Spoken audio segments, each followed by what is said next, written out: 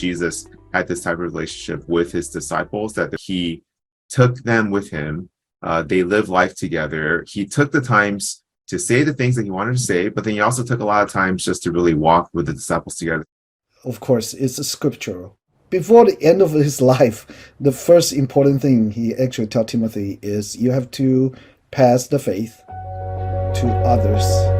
Psalm 145 says, "One generation shall commend your works to another." Really, it's not just the older generation investing in the younger generation.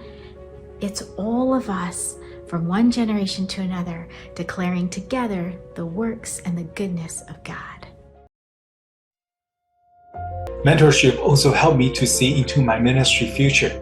I am razor-sharp focused on making Christ-like children and youth. The mentor that I need is not someone who tells me what to do. Rather, this person would guide me as I experience God, and so that I may discern for myself what God is doing in my life.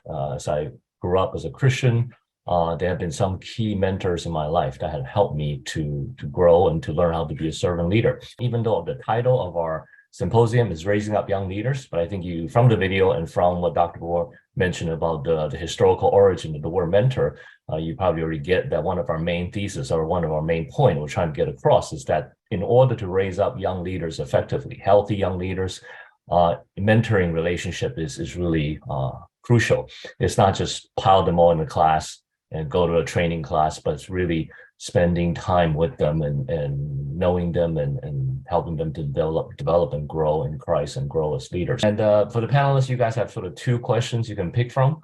Either you can share sort of why mentoring and leadership development is so, why mentoring is so important to leadership development, especially for the churches. Or you can help us maybe define mentoring. I really see the importance of mentoring through sustainability, and the lens of sustainability, meaning that one of the most powerful lessons that I experienced while I was in seminary is the challenge where, being in full-time ministry, we may move from one context to another. That may apply to some of you. Maybe for others, you've continued to serve at the same context for an extended period. And yet, were any of us to leave our post at a given time, would the ministry crumble? And so that's where I see the importance of mentoring as a matter of sustainability, of longevity, of finding succession. And so that were I or another to depart this particular ministry or context, then we would know that the right people were trained and equipped, not just to continue, but also to remain steadfast and faithful to the church. Mentoring doesn't mean that I'm reproducing someone to be like myself. It's really helping them to achieve what God has called them to do. And that might mean that I don't tell them exactly what to do. I have to ask the right questions instead of giving them all the answers. When I look at the word supervisor, that is more of what mentors have been doing in the past decades. Someone who tells you what to do according to their style or their philosophy, their goals, that's really supervising. And then there are also consultants, people who are experts who give advice. But a mentor actually gives feedback and support, encouragement, enthusiasm, very honest feedback, and build a trust with them. Could you just briefly, from your perspective, how would you distinguish between what is discipleship, which is also important, and AFC does provide a lot of training there too, and versus mentoring? In my own research of the biblical theology of discipleship, and I conclude that discipleship is for everyone, for every believers of Christ. They should be the followers and experience the life transformation of the gospel. But however, mentorship is a very unique experience preserved for leaders who are called to serve. So I do take mentorship as a privilege for a few, not for all. And also when we talk about mentorship, we go very deep with the persons to prepare the person to become true leader. I think one thing is unity is very important in this church. But I hear the same concerns no matter where I go, whether it's on the East Coast, West Coast, South, Midwest, Canada, overseas, in London, and in Asia. I hear the same concerns about the first generation and the second generation. It just takes a little different form, but it's pretty similar. Younger generation would complain that the older generation is just too slow to make change. And so that's a common thread. I think, they feel that they're not heard sometimes. It's important for leadership to listen to the next generation. And that's a big part of mentoring. It's actually, we learn from these younger ones who know the culture so much better than ourselves. I could be considered a grandmother youth pastor or a dinosaur, because I've been doing this this is like my 4th decade doing this. So things have changed in the culture, and my younger leaders really understand what's happening in the world. And we're working together to solve problems and address important issues. So I don't think I know more than they do. I just know a different set of information, and I learned from them. So I think that's maybe one part of the secret sauce at RCCC, that we try to listen to each other and try to understand and commit to working together. One thing that we often say at our church, either between staff or just between brothers and sisters, is that are we giving grace to each other? Giving grace to each other is such a simple term, but sometimes we forget. So what required of mentors is to discern the unique individual calling imparted by God for every individual. I do believe God is working mightily among our new generation, and it's no less than our own generation. I think the Spirit works very observable way. On teaching point of view, I think as a church, from right from the pulpit, from the sermon, from Sunday school, in overall, church should tease out what is part of our culture, and whether that is that aligns with the gospel, or gospel tells us that we should work out that, because neither Chinese culture or American culture is the gospel. There's always something aligned with the biblical truth, and there's something we need to be watch out. And I think if we see clearly from the gospel that and examine myself, everyone examine ourselves, that which part of my cultural thinking is not aligned with what the Bible is teaching about, and we can all have the Holy Spirit work in our heart and move toward each other. But yeah, personally, we should always have grace. I think I've seen that sometimes in whether it's mentoring or just in general church relationship between generations, when we either intentionally or unintentionally kind of make our conviction, our stand, or our practice the biblical one, even though that's actually just our own conviction, our own culture, our own experience, our own habit. But sometimes we make ours so that that's the only right way, or that's the biblical way. Anybody else who does differently, especially the younger leaders, they must be wrong, or they must be unbiblical. And when that happens, I think we create more barriers than bridges. And I think we all need to, younger, older generation, to get back into what is the gospel, and there's plenty of room of grace in how we practice leadership. Maybe I'll start off with Pastor Sandy. In terms of you saying spending time understanding each other, give grace, and part of giving grace is to kind of understand each other. So in your experience, what are some, especially for the younger generation, right? If I'm a older or slightly older, however you want to label ourselves, we want to help, we want to raise up leaders, we want to mentor them, right? So we have to understand them. And of course, there's no better way to understand them to just spend time with them. But in general, have you seen sort of some of the sort of typical, generally true strength and or weaknesses or growing point of the younger generation that we should be mindful of? Maybe I'll give a very specific scenario, right? The differences of the generation.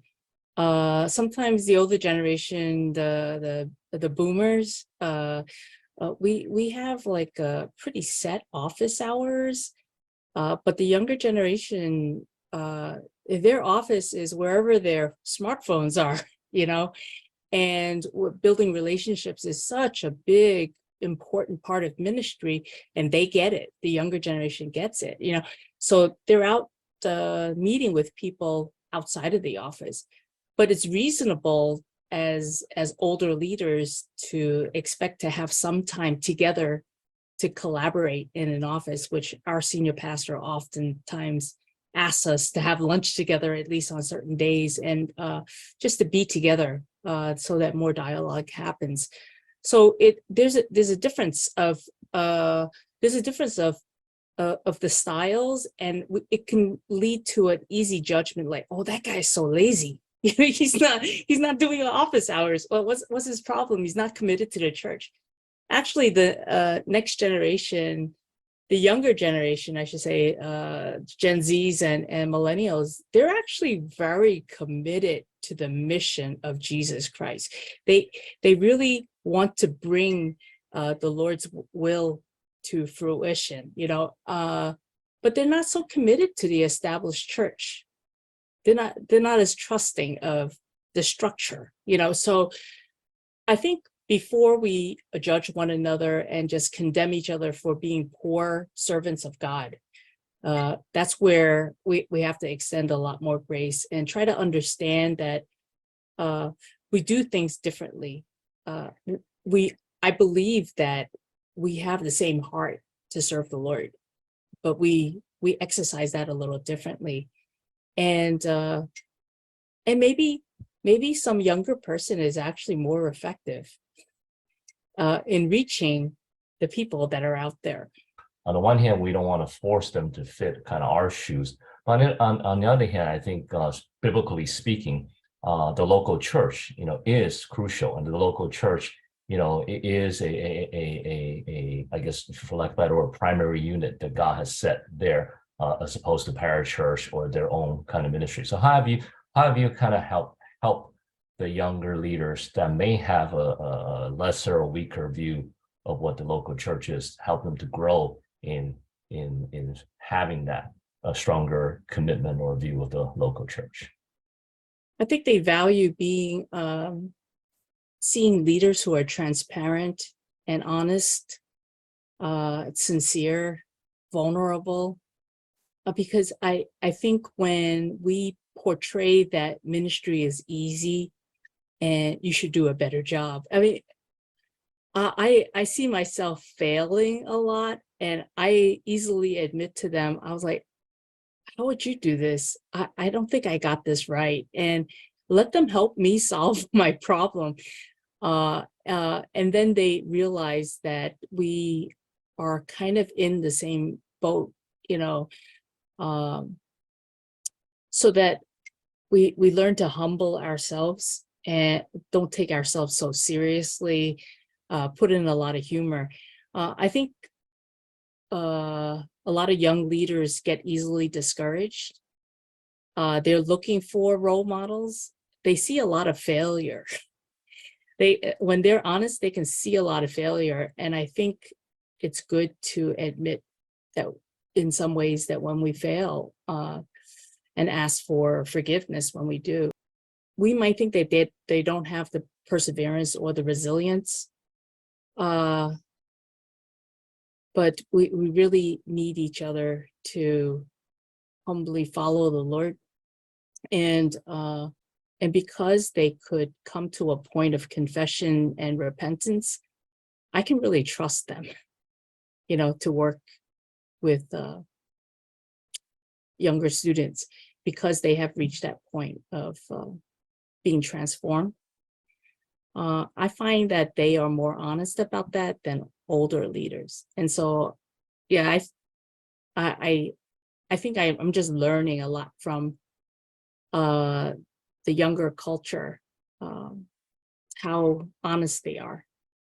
I think just the level of adaptation of younger leaders, it is generational, but it has also been rapid and necessary.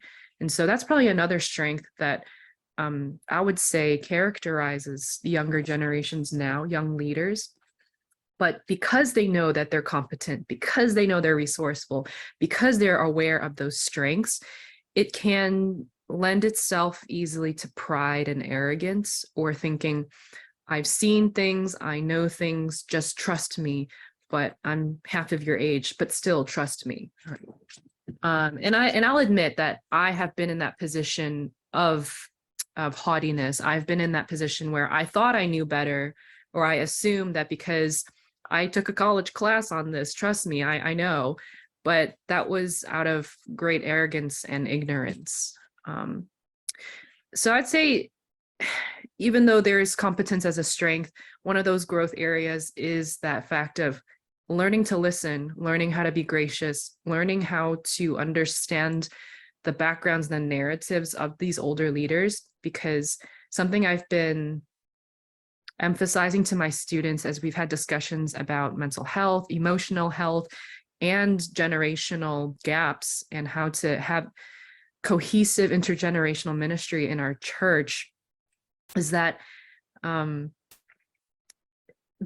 first generation, the immigrant generation, they often came to this country, didn't know the language, had to strive to assimilate somehow, but they were purely in survival mode. So they didn't really have the luxury to even think about their emotions or to even show vulnerability, because their greatest goal was upward mobility. And in a way, to show vulnerability or weakness would disqualify you from that movement.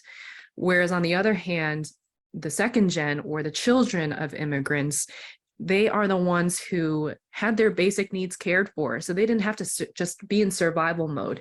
This is, of course, an overgeneralization, but it's one that has commonality and speaks to a number of American-born Asians. And so I think the fact that the second gen didn't have to struggle with their basic needs, they could actually think about their emotions, how they feel.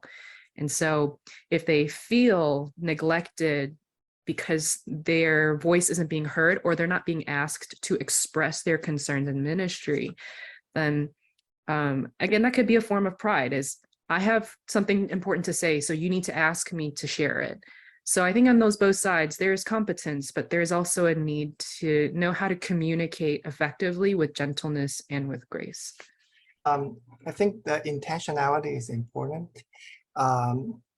I will be very clear to the young leaders that I sense you have the passion, you feel called, you probably see yourself differently from other peers. And I also feel the calling to raise up young leaders like you. Would you be interested if we meet like twice a month on a regular time schedule? We could potentially list all the topics we want to talk about. And I structured it a little bit, but also create an environment for spontaneous questions to come out, and also focus on the how questions, like, how do you know God is leading you to do this or that? Could you please tell me how do you know? The details are important. It's not just about what to do, but how are you going to do it? How do you know? And in response, my mentee asked me, how do you know? How do you find the solutions? And I can tell the person a lot of details about my struggles and my vulnerabilities, how I go down, up, but eventually how God leads me to work out this particular solution. And those are very precious moments. I think leaders are raised in a way to know how. They don't just get a big picture. They know exactly how to find answers. And also, I think that a theology of the gospel is important, because theology gives me the ultimate reference point, because we are here not just for making you successful leaders, but to know Christ and to understand how his saving work can work out in our specific context, and how to grow by faith in the grace of God, and how do we become stronger not by ourselves but with Christ. So that is a theology provide the ultimate reference point to shape all the dialogues, so that both of us can grow together. And I think intentionality is important, because intentionality does not suggest I'm better, I'm stronger. Intentionality suggests there's a certain kind of relationship for us both to grow together, me as a mentor, you as a mentee. So we are working together to get this done. If they see that they're part of the church, not that necessarily they have to be, they are really in every part of decision-making process, but they see that they see that they do understand the vision and the mission of your church. They do see that they're part of this whole group of brothers and sisters moving together forward. I think that will motivate them to participate in other leadership role, and building up the church, building up,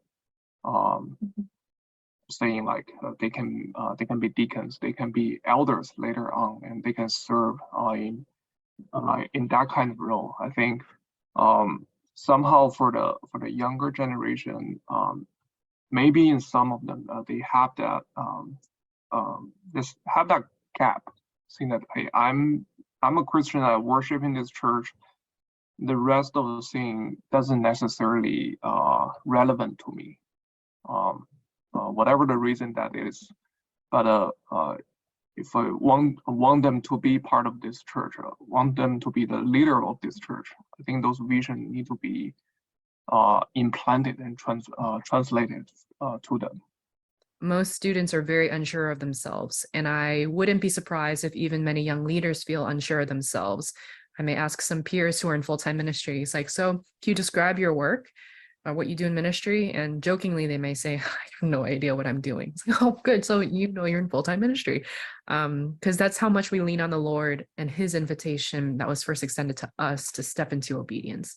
And so for the best practice of mentorship, of discipleship, and trying to develop young leaders, it's identifying someone who is faithful, who is available, who is teachable. And even if they might not be, it's still walking alongside them with love and with care and compassion, because that transformation story may occur, maybe not in the speed that we want to see it. But I once heard in college that Jesus draws straight lines with crooked sticks.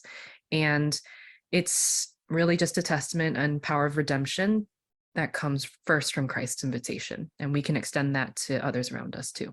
The second question on the screen, where it says, you have mentioned, and that mentoring is selecting leaders from the mass, how church should begin to set the criteria. And then you can intentionally go to them, have a conversation. It's important to know the motive, whether they have a heart to serve the Lord, whether they feel touched by the gospel. Are they care about just themselves, or are they pursuing something higher than their own sense of being, and they want to contribute in some way? And then we have a series of conversation to help the person reflect on his sense of calling, his or her sense of calling. And we go back to that idea of calling again and again and again, because it is calling that help a person grow in the long term. It's a calling that help person to suffer when things does not go well. So we come back to the idea of calling. If we agree you are called to be a prospective leader, then that means it is necessary for a person to actively prepare him or herself to become mature in his leadership.